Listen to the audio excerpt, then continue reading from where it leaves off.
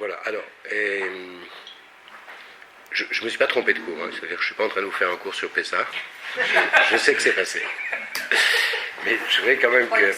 Voilà. On est dans une période un petit peu particulière, si vous voulez, puisque chacun sait que Pessah n'est que le début d'un processus, donc qui se termine, si on peut dire se termine, qui culmine en tout cas à Shavuot. Donc, si vous voulez, il s'agit ici de passer d'un état que l'on avait avant Pessah à un état après Pessah qui nous permettra d'atteindre Shavuot, c'est-à-dire de recevoir la Torah.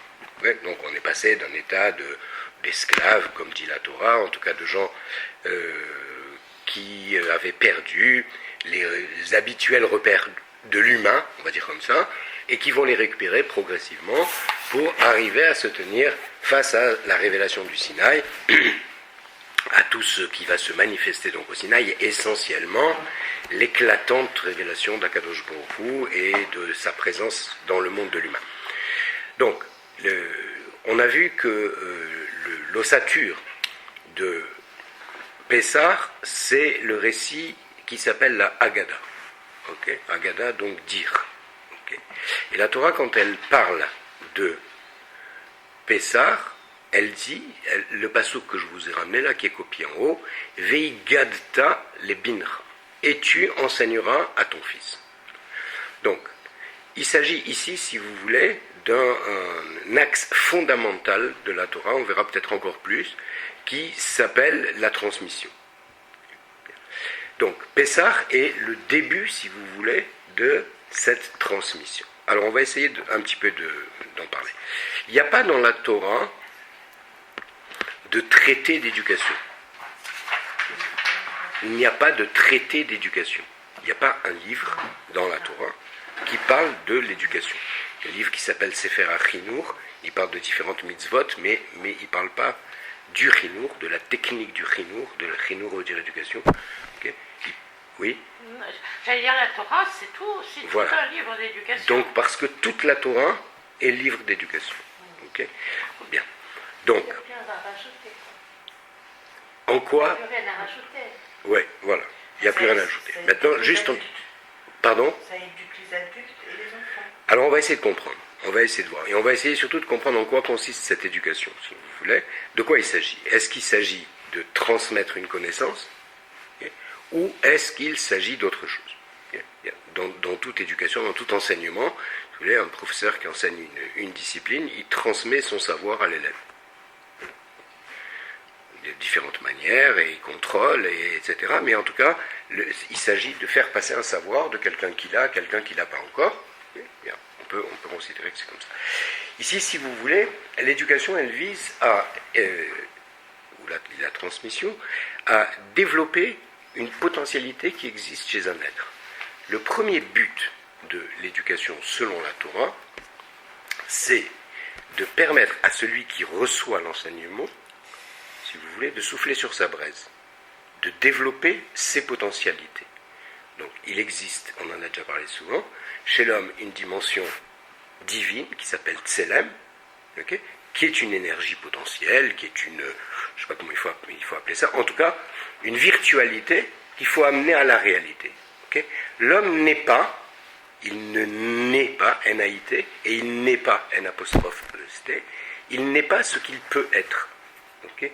Il est dans un état, okay, au moment de sa naissance, dans son état dit naturel, il est dans un état où il a tous les germes en lui-même, toutes les potentialités en elle-même, et il faudra que l'éducation, la transmission, la vie, l'expérience, etc., lui permettent de développer pour améliorer, exploiter ses potentialités, mais pour arriver à un but. Et le but étant, si vous voulez, de développer son être, de se grandir, de s'élever, ok. C'est ça que dans le terme français qui dit élever des enfants, hein, c'est à tous les sens, c'est élever. Okay, voilà. Donc, cette notion de Tselem et cette notion d'éducation qui va exploiter le Tselem, elle doit permettre à l'homme, si vous voulez, de devenir un individu libre et responsable. Donc, deux dimensions qui sont fondamentales dans l'éducation. Tout Pessah, c'est l'accession à la liberté, si vous voulez, et Shavuot, c'est l'accession à la responsabilité. Donc, pour pouvoir être responsable, il faut être libre. Ok. Pour qu'on puisse être jugé sur nos actes, ok, rendre des comptes, il faut qu'on ait la capacité de faire nos actes et de choisir nos actes. Ok. Donc, l'éducation, elle va en premier lieu viser, si vous voulez, à permettre à l'homme d'acquérir sa liberté. Ça veut dire peut-être d'acquérir les moyens de son existence, se débarrasser de tout ce qui entrave son existence. Donc, le but de la Torah, d'une manière générale, c'est de permettre à l'homme de développer toutes ses potentialités pour construire une personnalité harmonieuse, équilibrée. Okay. Bien. De le grandir. De le grandir, et je lisais là, de loin, Igalta, si on enlève le Dalet et on met le Lamed à la place, Igalta. Ok. Donc, à quoi ça sert? À quoi sert la Torah? La Torah, c'est un élixir de vie, et elle permet à l'homme de vivre. Alors, évidemment, ce n'est pas une vie physique dont il s'agit, c'est-à-dire une vraie vie. Une vie où l'homme va au bout de ses potentialités, où l'homme exploite tout ce qu'il a, toutes ses qualités qui sont quiescentes, si vous voulez, et qu'il va développer. Donc, lorsque je vais enseigner, lorsque je vais éduquer, lorsque je vais transmettre, je vais viser, si vous voulez, à donner à celui qui reçoit l'enseignement la possibilité de développer ses propres virtualités, ses propres capacités qui sont, encore une fois, un peu endormies. Donc, l'être humain, grâce à ce tsélem, si vous voulez, doit dépasser l'état dans lequel il est. L'état de nature, ok, dans les civilisations actuellement, le retour à la nature est prôné comme étant une vertu. La Torah, elle demande de s'éloigner de l'état de nature. L'état de nature, il est celui d'un animal pensant. C'est comme ça qu'on est. Okay. Et donc, si vous voulez, la Torah, elle veut qu'au contraire, on parte de cet état de nature, qu'on arrive à le dominer pour ensuite le sublimer, pour laisser, si vous voulez, le train de la vie dirigé par ma spiritualité. Donc, lorsque l'on va éduquer, il ne s'agit pas seulement, si vous voulez, de développer, de révéler les capacités de quelqu'un, il s'agit de les orienter vers un but. Les orienter vers la recherche, si vous voulez, de l'accomplissement de sa propre personnalité. Donc, si vous voulez, ce que j'essaye de dire simplement, c'est que l'éducation, comme la Torah la conçoit, la transmission n'est pas seulement la transmission d'une somme de connaissances. Okay. On n'est pas dans le domaine où on doit simplement faire passer un savoir d'un être qui le détient à un autre qui ne l'a pas encore reçu. On est dans bien plus que ça. Okay. Bien. Alors, bonsoir.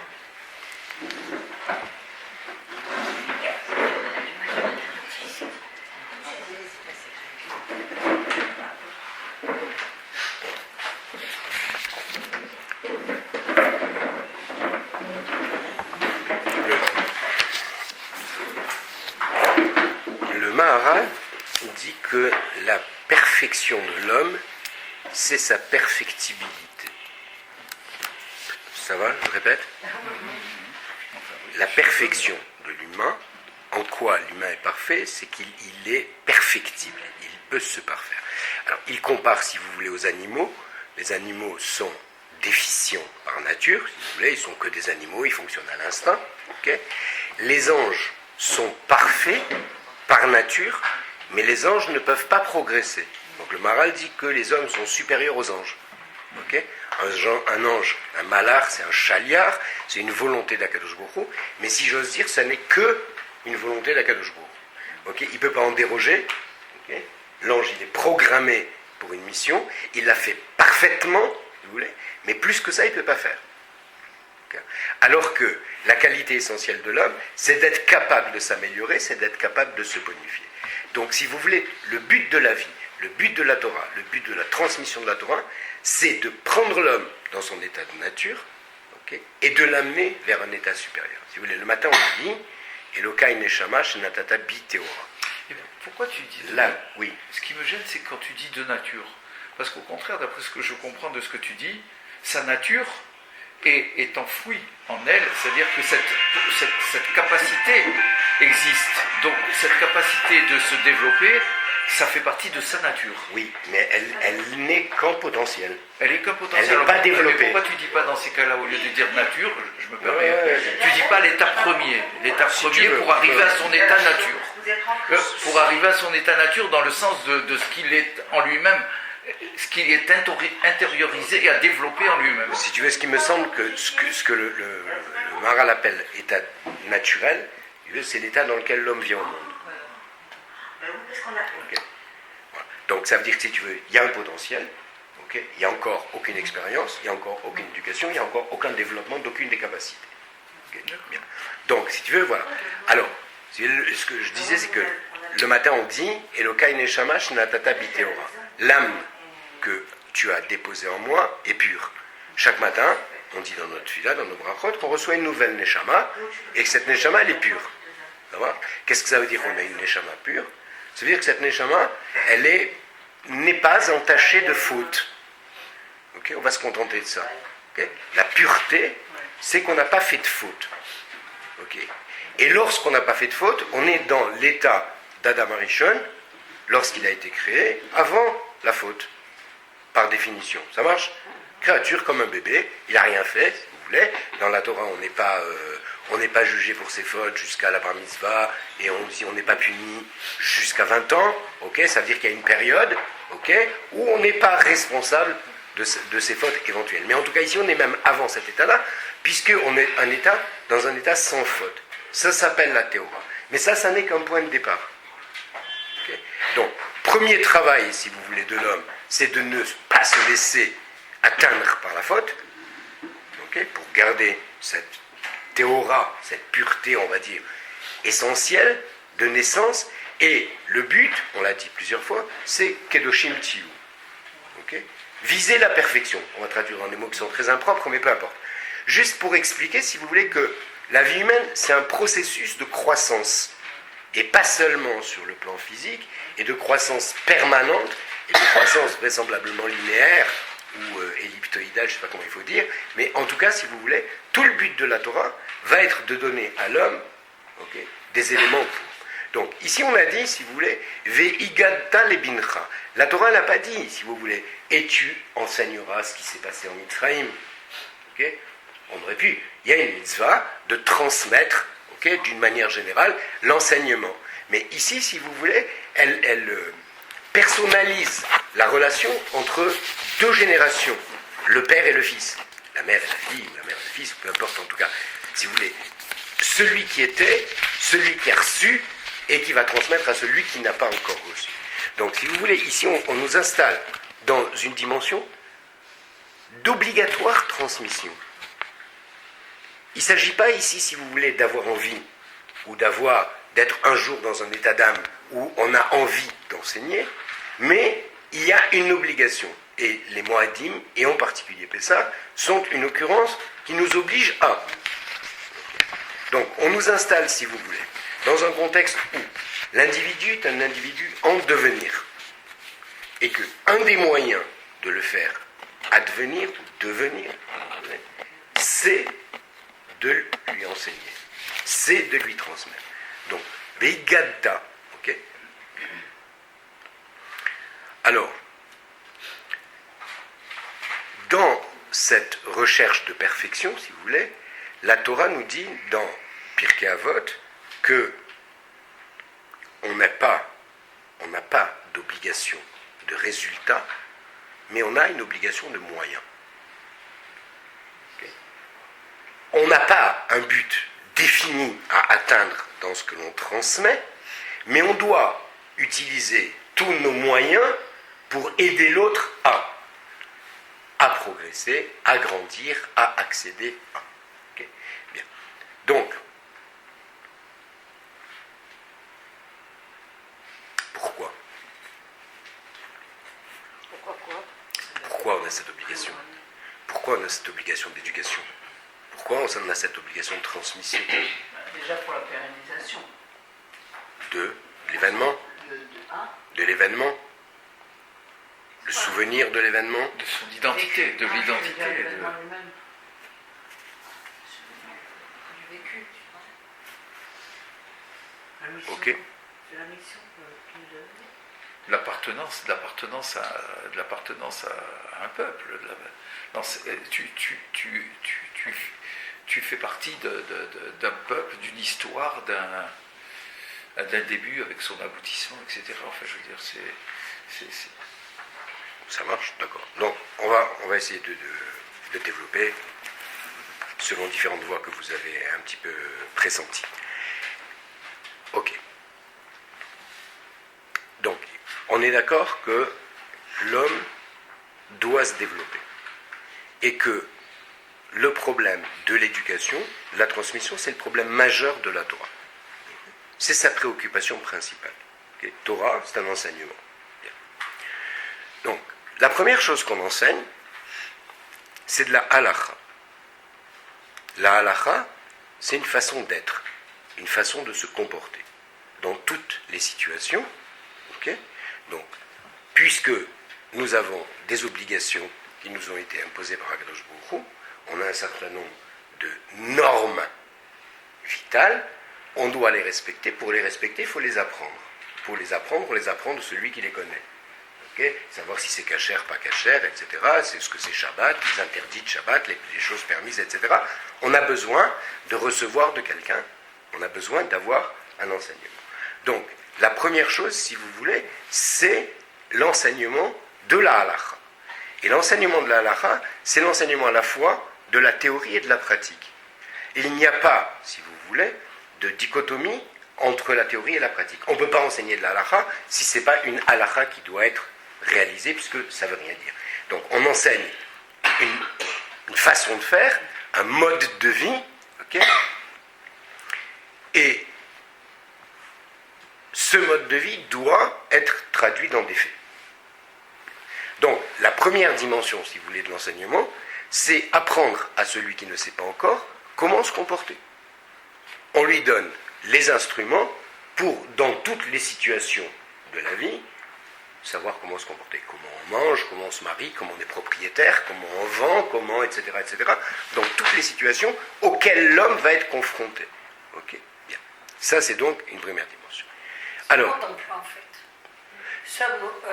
Un mode d'emploi du début jusqu'à la fin. Voilà, de sa propre vie, de sa propre existence, pour, voilà, comment dirais-je, pour en révéler, si vous voulez, le maximum, pour l'amener au mieux de ses possibilités, pour ne pas laisser, si vous voulez, en l'occurrence l'enfant ou celui qui représente l'enfant, le disciple, arriver à avoir besoin de l'expérience, si vous voulez, qui viendra malgré tout, mais avoir besoin de l'expérience pour découvrir des principes de base. Bien.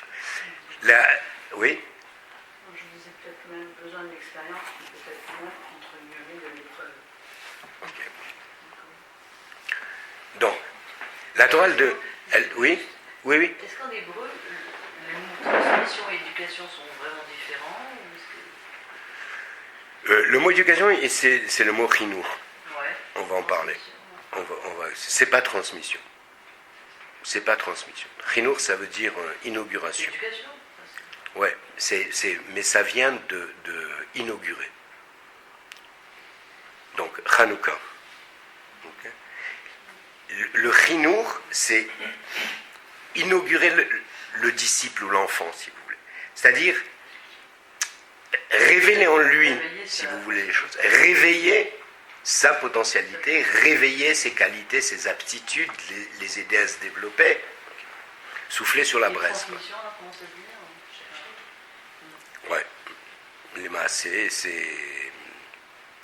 la Torah elle dit que Moshe Kibel Torah et Massar les Yoshua. Donc il y a une Messira, si vous voulez. C'est pas un terme qui est extrêmement employé. Okay. Ça marche. Donc C'est quand on dit Messia, je crois avoir entendu qu'il y a une perdition dans la transmission. Alors que quand il y avait Kibbel, Moshe, Kibbel, Misinaï, c'est la globalité, il n'a rien perdu. Voilà, l'entier, voilà. Parce qu'il avait le niveau 2, alors que après la génération derrière, c'est qu'à chaque fois, il y a une petite perte dans la transmission. En même temps, il y a l'atelier avec l'éducation. Pas que le savoir. Non, bien sûr. Non, en tout cas, chez les juifs. Voilà. Bon, c'est ce qu'on va essayer de développer vraisemblablement. Bon, la Gemara, elle demande, si vous voulez, dans Kiddushin, elle demande si c'est l'étude, le limoud de la Torah, ou la pratique des mitzvot qui est supérieure. C'est un problème dans la Torah, savoir si l'étude est plus importante que... alors, il y a évidemment des avis opposés.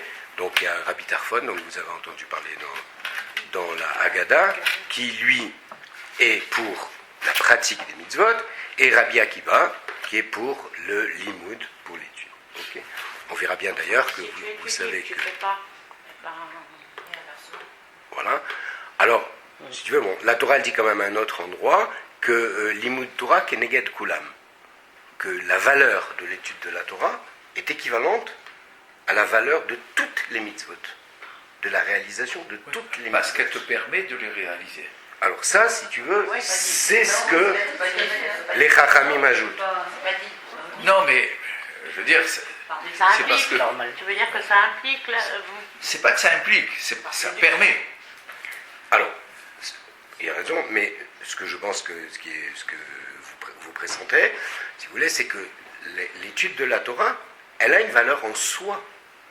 Okay, les Havdil, si vous voulez, 1000 fois, hein, les Havdil, le CNRS, si vous voulez, c'est un centre de recherche qui fait progresser la connaissance. Okay, l'étude de la Torah, pour l'étude de la Torah, fait progresser la connaissance. Okay, donc, Shivim Panim de la Torah, il y a au moins 70 lectures, etc. Vous avez vu, il y a plein de commentaires depuis toutes les générations. Donc, l'étude par elle-même, elle est en soi une vertu. Et elle est une vertu qui confère à celui qui étudie autant de mérite que la pratique de toutes les mitzvot. Okay, ici, on parle, si vous voulez, vraisemblablement, du niveau auquel peut amener l'étude.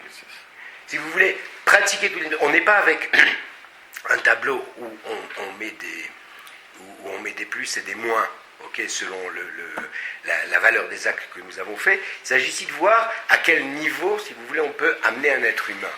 Or, ici, le limoud de la Torah, seul, a l'air d'être ce qui peut élever le plus possible l'homme. Pourquoi? Okay, dégageons-nous, si vous voulez, un peu des visions des gens qui sont enfermés dans des collèges, etc. On n'a pas très bien, on comprend peut-être pas tous très bien comment ça fonctionne, mais dégageons-nous un petit peu de ça, si vous voulez. Comment un homme peut le plus grandir, sinon en intégrant, en personnifiant la parole d'Hachem?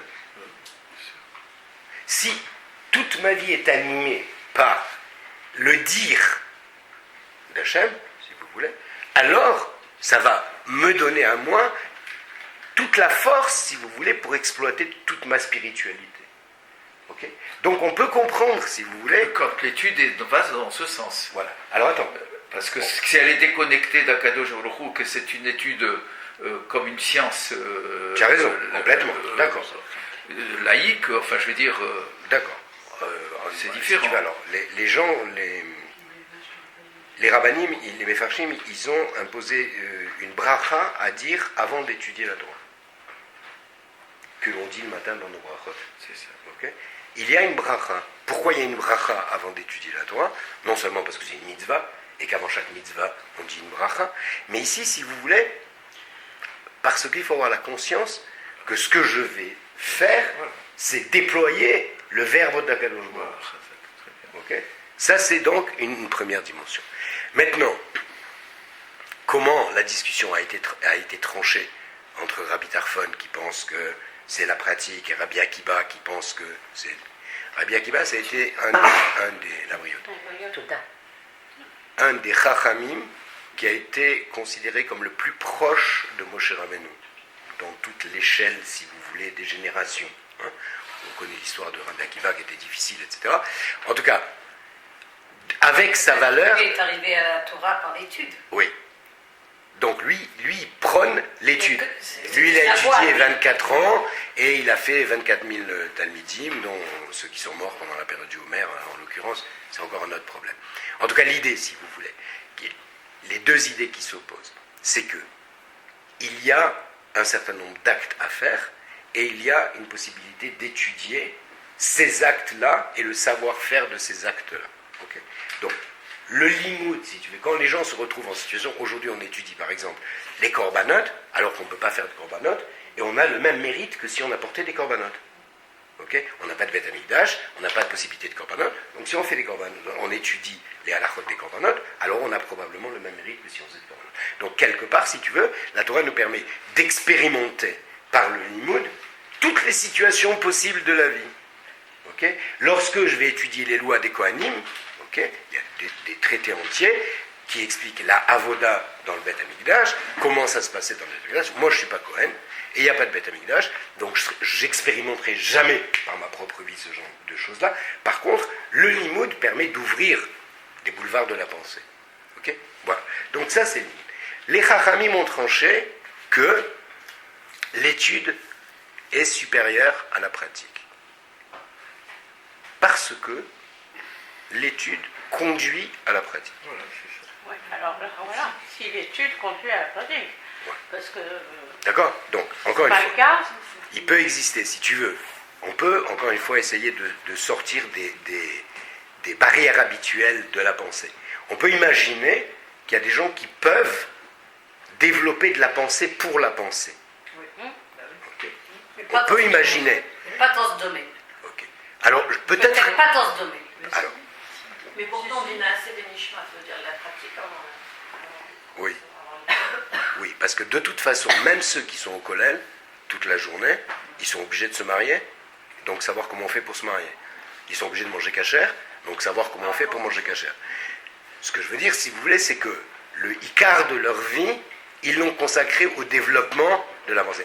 Juste ce que j'essaye de ramener avec ces commentaires, c'est que, si vous voulez, il y a une valeur en soi de développer la pensée de la Torah. Ça marche ? Il y a un mais. Ceci n'a de valeur que s'il y a un enseignement.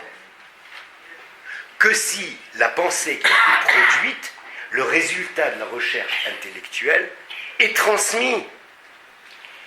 Il faut que ça sorte du laboratoire, si vous voulez, pour que ça ait un intérêt. Donc, celui qui pense que l'étude de la Torah est supérieure à l'étude de la pratique, c'est parce qu'il considère que l'étude de la Torah n'a pas de sens si elle n'est pas suivie d'un enseignement. Donc, Veigadta le bincha, et tu apprendras à ton fils. Il y a une obligation de transmettre, si vous voulez, la connaissance, qu'elle soit reçue ou qu'elle ait été cultivée par moi-même, si j'ose dire, à l'autre. Okay. Cette dimension-là, elle est fondamentale. Je peux poser une question Oui. depuis. Pourquoi tu traduis Igata et Igata par, Tu c'est diras. pas raconté? Tu diras, oui. C'est raconté, Tu c'est pas, raconteras, tu diras. c'est pas enseigné. Oui, mais quoi? Non, je te pose une question. Non, tu as raison, c'est dire. Mais tu diras quoi? Tu raconteras les faits qui se sont produits, Oui, c'est la Torah. les événements. C'est Oui, tu as raison, mais c'est la Torah. Oui, C'est la Torah. Tout Yetziat Mitzrayim. C'est Yesod. mais est-ce que c'est dans le sens Ah, Yesodot. est-ce qu'on peut dire que forcément que c'est dans le sens de l'enseignement et pas dans le sens de la connaissance Alors continue le parce passage. que tu parles de Non, transmission. C'est tiens, pour ça que j'accepte la pose la question. question. Continue le passage. Regarde.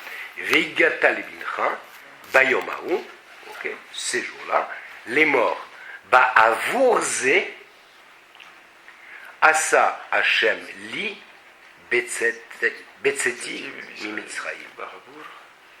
Ba'avurze, ça veut dire quoi? Je te pose la question. En vue de cela, pour cela. Ok.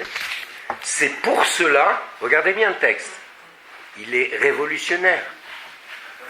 Asa Hashem li betzet Mitzrayim. Ça veut dire quoi? Hashem a fait la sortie d'Égypte pour que je raconte.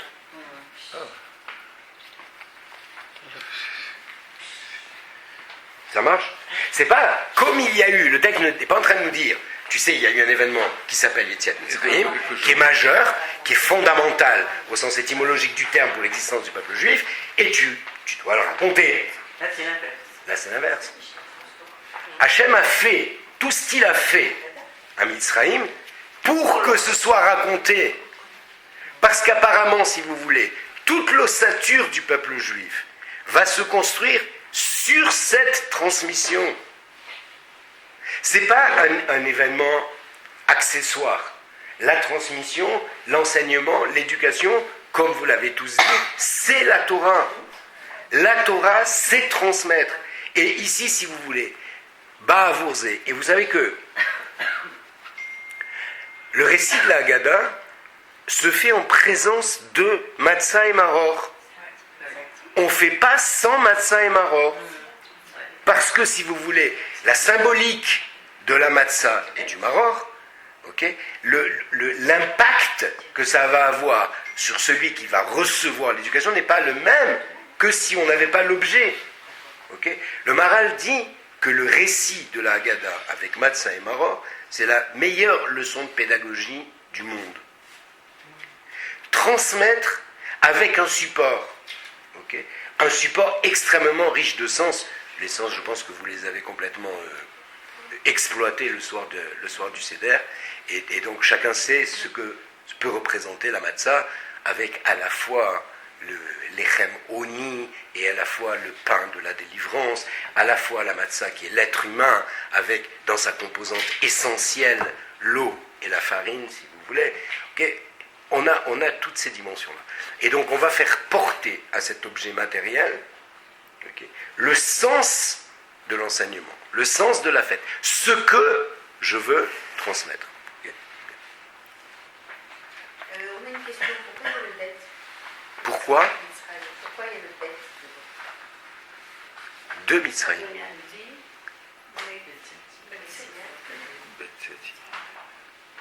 Dans la sortie d'Égypte.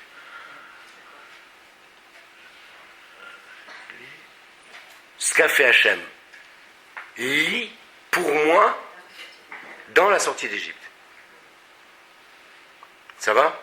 On va y revenir. Hachem nous a fait sortir d'Égypte pour transmettre. C'est le but. Ça veut dire qu'en fait, le peuple ne peut se construire que par la transmission. Oui. Oui. C'est, si vous voulez, ça va être, c'est un peu pour ça que j'ai choisi ce sujet, parce que je pense que avant de se diriger vers Shavuot et le nom de la Torah, on peut essayer de comprendre un petit peu ces notions-là. Si vous voulez, encore une fois, le peuple juif échappe aux règles habituelles de l'existence. Le peuple juif n'est pas né sur sa terre, le peuple juif n'a pas eu son héritage, le peuple juif a été extrait de la matrice égyptienne, il va être éduqué dans le désert, dans un lieu qui est complètement neutre, dans une dépendance totale à Akadosh Baruch Hu. Donc aucun repère, aucun. Il n'y a pas d'eau, premier élément vital pour l'être humain, il n'y a rien à manger. Donc tout ce qui reste à l'humain, c'est de lever les yeux. Donc d'affirmer sa dépendance existentielle à Akadosh Baruch Hu. Donc Akadosh Baruch Hu va non seulement, si vous voulez, nourrir et abreuver les êtres humains pour qu'ils ne meurent pas physiquement, mais il va les amener à la vie spirituellement. Le but, après les 49 jours, les 49 degrés, etc., tout ce que vous connaissez déjà, si vous voulez, c'est d'arriver à la plus grande proximité possible avec la révélation d'Akadosh Baruch Hu. Avoir une compréhension spirituelle, si vous préférez, optimale. Donc, pour ce faire, si vous voulez, on va installer dans le peuple une dépendance qui va être une dépendance spirituelle, qui va être construite sur la transmission du Dvar Hashem. Et l'enseignement qui est donné en utilisant la sortie d'Égypte. La sortie d'Égypte, c'est sortir de cette période difficile, de cette épreuve, etc. Peut-être que l'enseignement que l'on doit transmettre, c'est de dire que dans la vie, il y a peut-être des moments, des épreuves, des moments difficiles, et que l'enseignement à tirer, c'est que de ces épreuves d'Israël, il y a toujours le Betzetim Mitzrayim, il y a la sortie de cette épreuve. Raison de plus, tu as complètement raison. Akadosh Baruch Hu, quand il va se présenter au Sinaï, comment il se présente? Anochi Hashem Elokecha, Asher Otseticha, Mi Mitzrayim, Mi Bet Avadim. Il ne s'est pas présenté comme Boré Olam, Okay, il ne s'est pas présenté comme créateur du monde, il s'est présenté comme celui qui m'a sorti de ma galère. Donc celui qui sort des galères, si tu préfères. Okay, en d'autres termes. Donc effectivement, ce que tu dis, c'est ce qui est sous-jacent à tout ce dire-là. Ce que j'essaye, si vous voulez, et oui, il y a des respirations, vous avez besoin de souffler? Non. Inspire, ça va. Ça marche. Alors. Souffle jusqu'ici.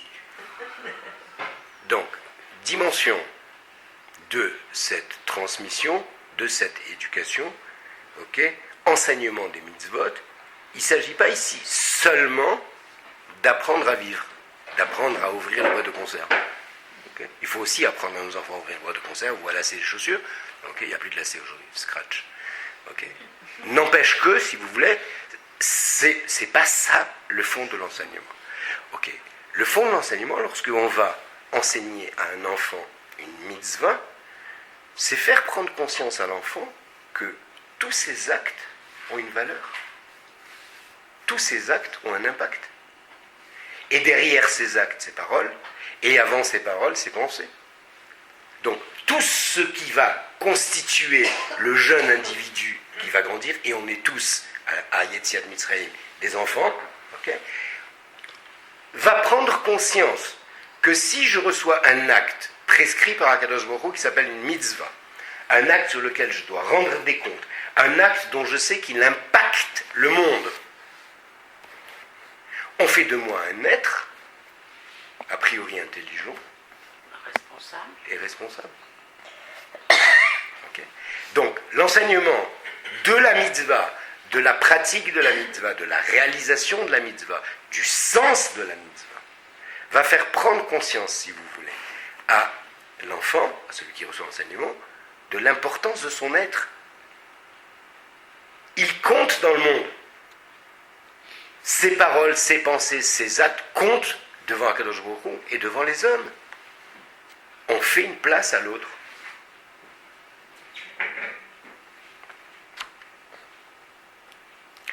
Si on va un petit peu plus loin, je vous ai déjà rebattu les oreilles avec cette dimension-là qui est celle-ci du Nefesh HaChaim, qui considère que la présence d'Akadosh Baruch Hu au monde est proportionnelle à l'acte de l'homme. Okay, que le monde tient par la présence d'Akadosh Baruch Hu et que il ne persiste dans le monde et donc il ne maintient le monde à l'existence que si l'homme fait le Ratzon d'Hashem. Lorsque j'initie un enfant, lorsque je reçois moi-même la mitzvah, si vous voulez, je prends conscience que je deviens un élément fondamental dans le monde. Okay? Je prends une place qui est irremplaçable, okay, à l'intérieur de ce projet d'Akadosh Baruch Hu, de faire porter par l'homme la responsabilité du monde. Je prends ma part de responsabilité dans le projet d'Akadosh Baruch Hu. Okay. Donc, lorsque j'enseigne à un enfant, je l'amène à ce sens de la responsabilité. Veigalta lebincha, lorsque tu vas raconter, tu vas transmettre pas seulement des faits, okay, mais le sens de ces faits, l'esprit dans lequel ces faits ont été orchestrés par Akadosh Baruch Hu.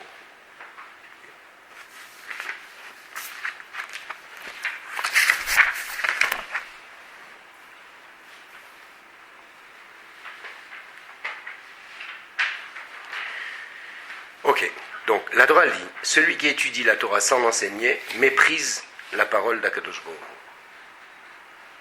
Okay. Pour bien souligner, si vous voulez, que l'étude pour elle-même n'a de sens que si elle se concrétise dans l'enseignement, dans la transmission. Donc toute l'idée, c'est encore une fois de transmettre. Bien. Alors, vous l'enseignerez à vos enfants, vous avez juste en dessous, là, le schéma Israël. Je ne sais pas si vous avez eu l'occasion de vous y pencher un petit peu. Okay. Qu'est-ce qu'on dit dans le schéma Israël? Ve'afta et Hashem Elokecha, bechol levavcha v'chol nafshecha v'chol medecha. On en a déjà parlé. Ve'ayu adevarim ha'eli.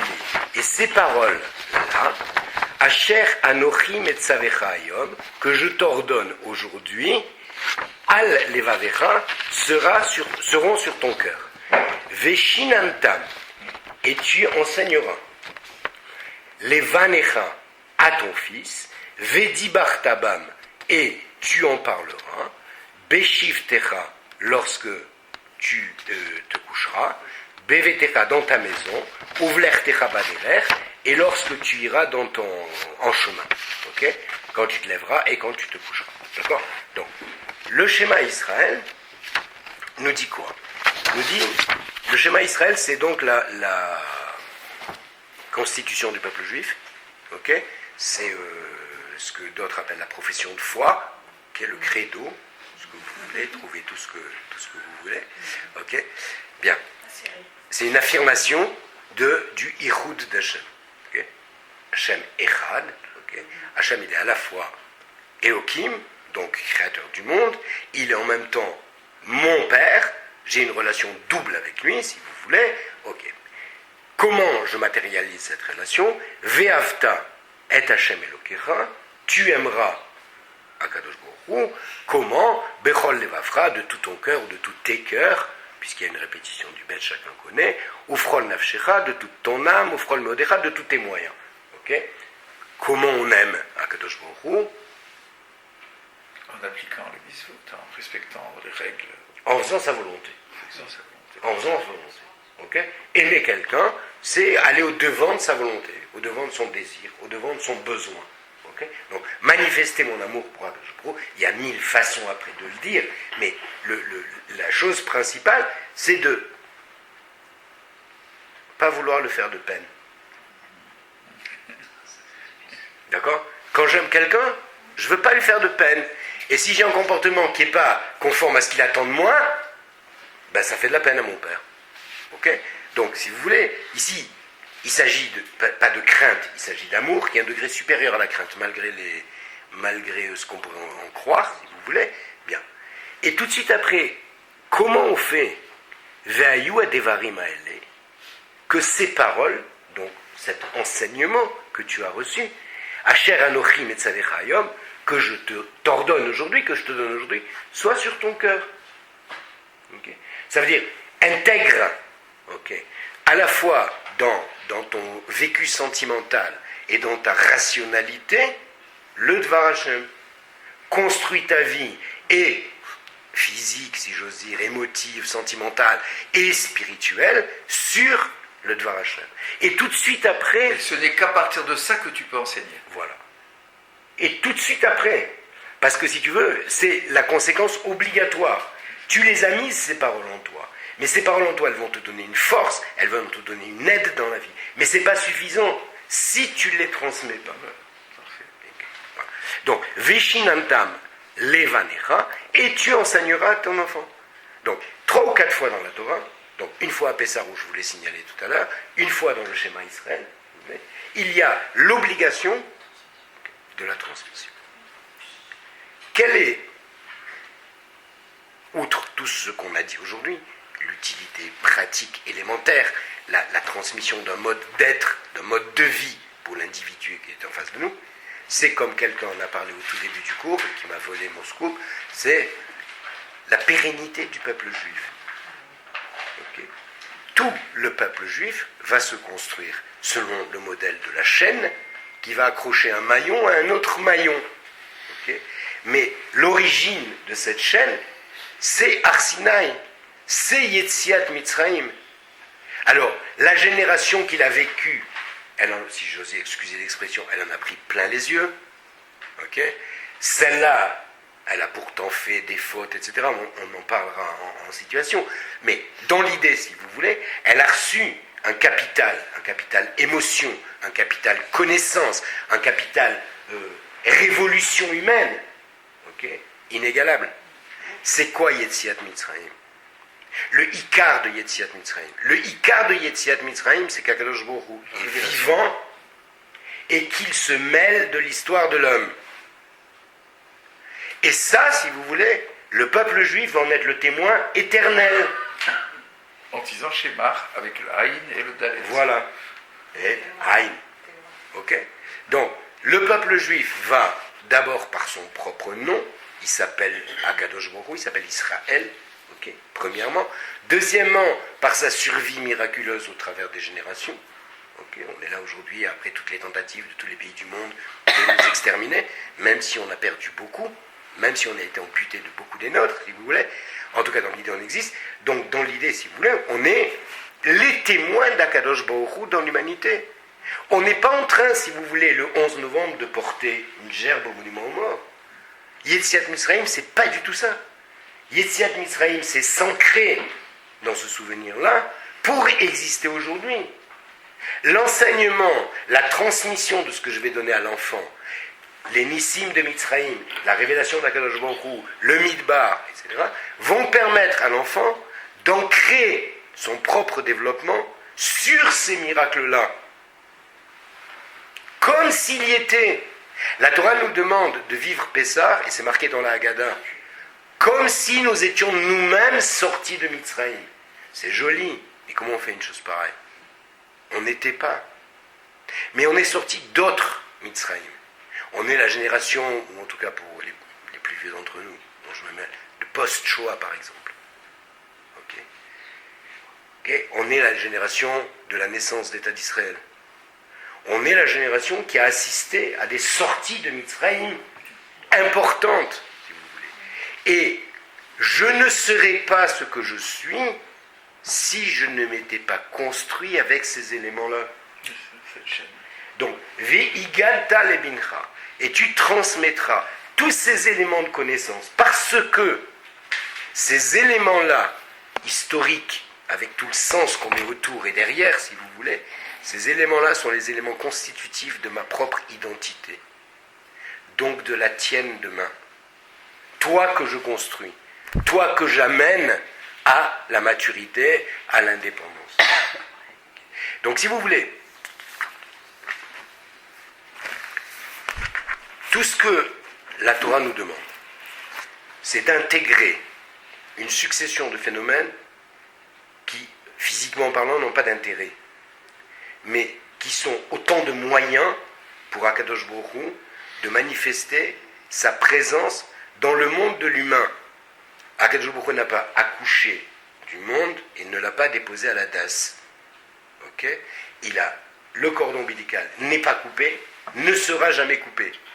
Il a choisi un peuple pour être le témoin de cette expérience-là, de ce qu'on appelle le Brit, l'association d'Akadosh Baruch Hu avec l'homme.